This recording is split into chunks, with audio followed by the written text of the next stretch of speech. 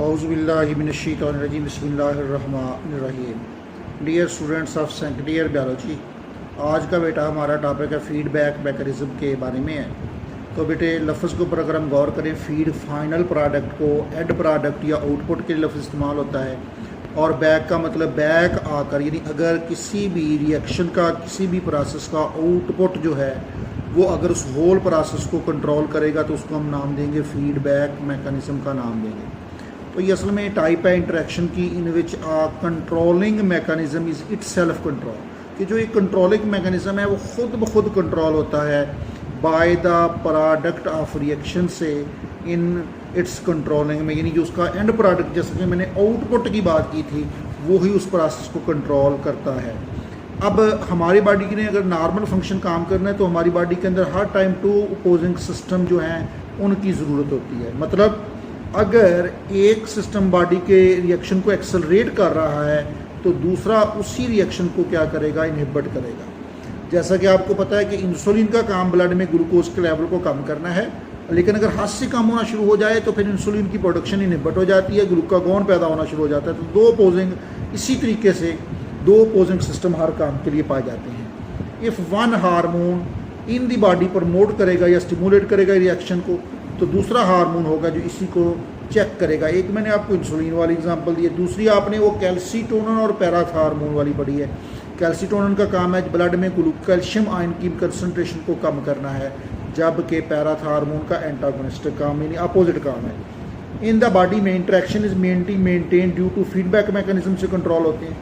In this way, इस तरीके से concentration of secretion itself controlled, खुद ब खुद कंट्रोल हो जाती है, चूँकि certain information is pass to the source cell तक इंफॉर्मेशन जाती हैं, या अदर वर्ड में आप कह लें कि वो information fed back so that, इस तरीके से वो वापस जाती हैं कि आउटपुट ऑफ सिक्रीशन, किसी हार्मोन का जो आउटपुट है उसकी जो मिकदार है वो एडजस्ट कर ली जाती है अकॉर्डिंगली, और इसका डिपेंड डेफिनेट बात है बॉडी की एक्टिविटी के ऊपर है। अब यही नहीं तो कि नहीं है कि इंसुलिन ही हर वक्त पैदा होती है, ब्लड में ग्लूकोज कम से कम होता चला जाए, तो ऐसी बात नहीं है।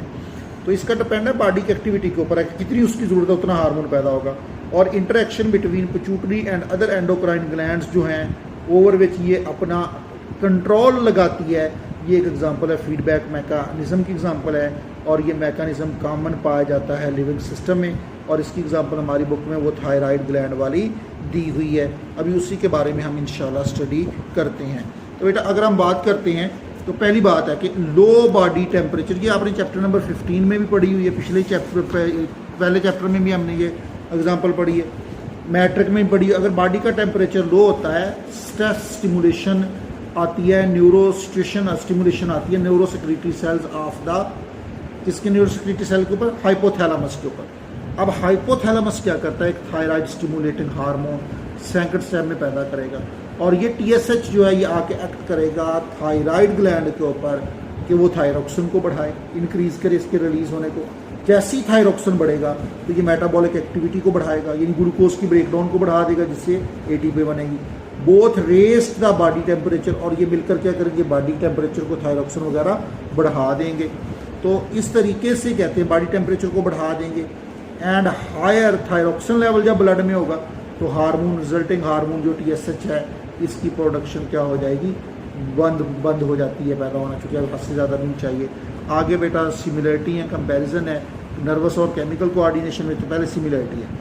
हार्मोन प्रोड्यूसिंग सेल जो हैं, जिनको हम नर्व सेल्स का नाम देते हैं, न्यूरोसेक्रेटरी सेल का नाम देते हैं, और जो न्यूरॉन के सेल हैं, ये दोनों मैसेंजर बनाते हैं। जैसे कि हमने वहाँ पे पढ़ा था कि न्यूरोट्रांसमीटर पैदा होता है, तो इनमें हार्मोन पैदा होते हैं, और वो न्यूरोट्रांसमीटर भी स्पेस के अंदर खारिज होता है, जिसको स्पेस सेल हम साइनेप्स का नाम देते थे, और ये बॉडी के अंदर जो पाई जाने वाली स्पेस है उसमें रिलीज होता है। इन दोनों का बेटा तल्लुक कोऑर्डिनेशन ऑफ बॉडी के साथ है।